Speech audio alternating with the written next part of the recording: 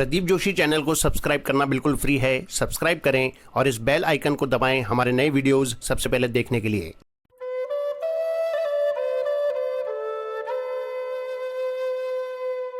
स्वामी रामसुखदास जी महाराज को शत शत नमन। प्रश्न: माता पिता को कन्या के घर का अन्न खाना चाहिए या नहीं? उत्तर: महाराज जी के शब्दों में, माता पिता ने कन्या का दान कर दिया तो वह उस घर की मालकिन बन गई। अब माता पिता को उसके घर का अन्न लेने का अधिकार नहीं है। दान की हुई वस्तु पर दाता का अधिकार नहीं रहता। हमने एक कथा सुनी है।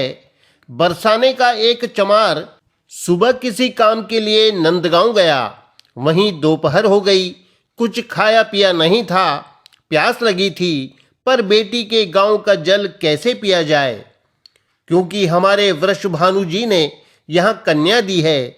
ऐसा सोचकर उसने वहाँ का जल नहीं पिया और बरसाने के लिए चल दिया। चलते चलते वह प्यास के कारण रास्ते में गिर पड़ा। उस समय राधा जी उस चमार की कन्या का रूप धारण करके उसके पास आईं और बोली कि पिताजी, मैं आपके लिए जल लाई हूँ, पी लो। चमार ने कहा कि बेटी, मैं अभी नंदगांव की सीमा में हूँ, अतः मैं यहाँ का पानी नहीं पी सकता। राधा जी ने कहा कि पिताजी, मैं तो बरसाने का जल लाई हूँ। उसने वह जल पी लिया और कहा कि बेटी, अब तुम जाओ, मैं आता हूँ। राधा जी चली गईं।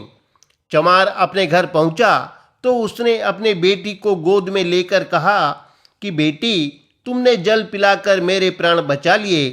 अगर तुम जल लेकर नहीं आती तो मेरे प्राण चले जाते। कन्या ने कहा कि पिताजी, मैं तो जल लेकर आई ही नहीं थी। तब चमार समझ गया कि राधा जी ही मेरी कन्या का रूप धारण करके जल पिलाने आई थीं। तात्पर्य है कि पहले लोग अपनी बेटी के गांव का भी अन्न जल नहीं लेते थे। जब तक कन्या की संतान न हो जाए तब तक उसके घर का अन्न जल नहीं लेना चाहिए।